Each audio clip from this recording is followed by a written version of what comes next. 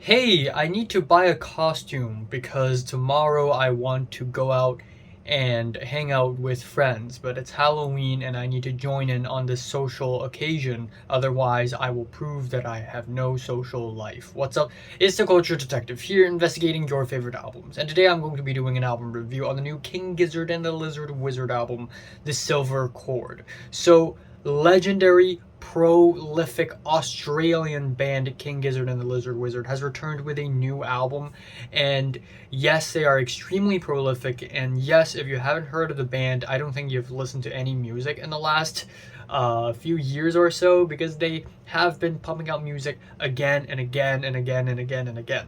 Last year they released 4 albums. In 2021 they released 2 albums. In 2020 they released 1 album.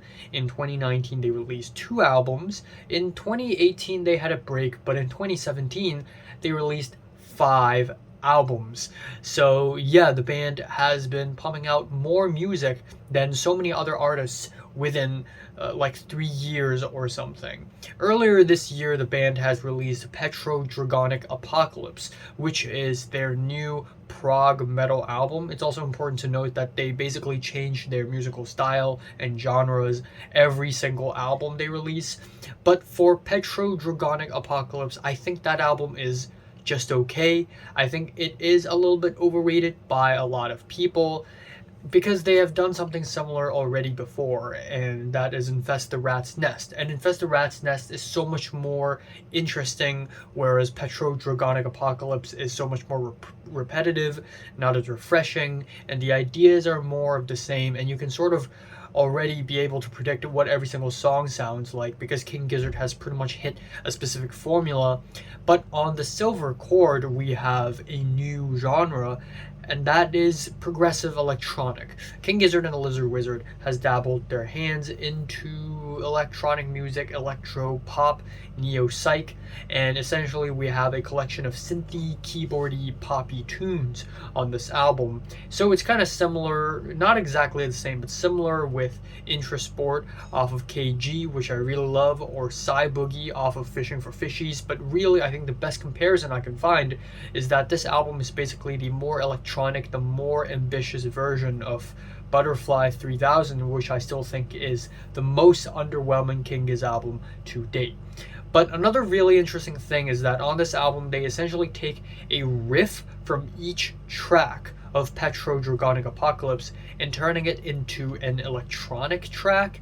And every single track is about 3 to 4 minutes, but then in the second half of the album, every single track gets the extended cut treatment, where they all exceeds 10 minutes long. So there are 2 sides to this album. The first side is about half an hour long. The second side is like 1.5 hours or something. So it's already very ridiculous and very lopsided. When you go to rate your music to look at reviews on this album, you would see that everyone's telling you to skip the normal tracks, and only listen to the extended cuts.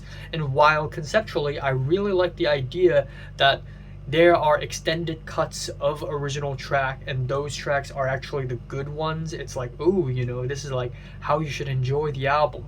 But at the same time, I feel like because of that, a good first third of this album, the first side of this album, just feels kind of redundant. Like, might as well shave all of them off. Like, why even have them on the album in the first place? Again, maybe it's because it's for people who are in a hurry and want to finish the album, but also a lot of the main tracks just don't sound that good, unfortunately. So we have the album opener Thea, which has the stiff sequence dance beats that feel very thin and airy. We have some faint vocals from Stu, some icy synths, and it is essentially one lubby-dubby sweet robotic tune throughout the entirety of the track, and it just feels kind of repetitive even for the normal track, which is about like 3.5 minutes long. And then we have the extended cut, which is indeed a lot more interesting. We have more variations, and this track is at nearly 21 minutes long, but it still felt like a drag in a lot of parts of the track.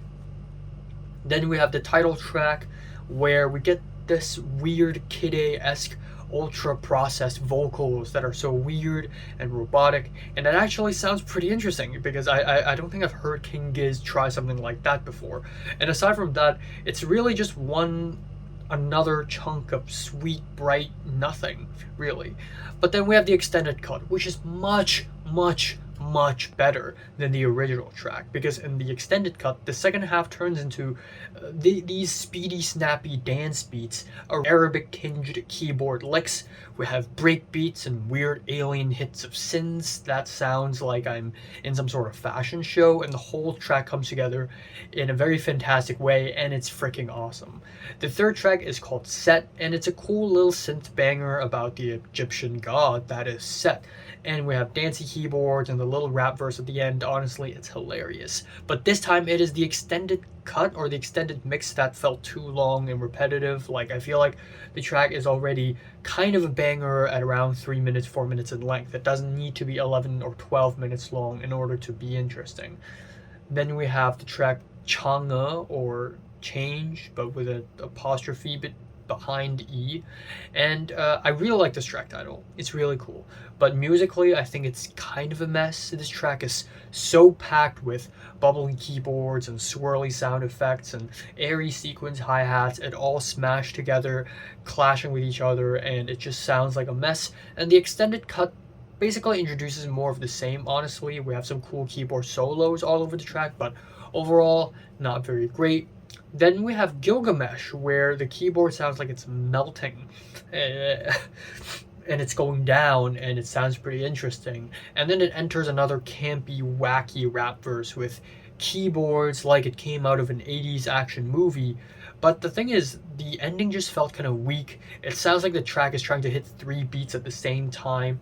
And in the extended cut, you can really obviously tell that this track takes the riffs from the track Hilla Monster or Gilla Monster. And again, really cool concept, but oh my god, but just didn't work out.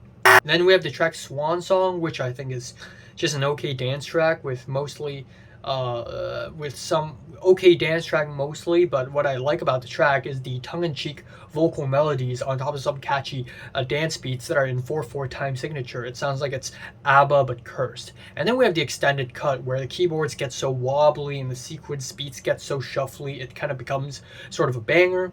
Finally, the album ends off with Extinction, which I think is a very tame ending to the album. It's very mid-paced, it's very mild, and the extended mix basically provides more of the same. We have a middle part of the track where it sort of quiets down and we get some hand clap beats and weird bits of synths, which I think is kind of interesting, but overall I just think it's a very tame ending to the album.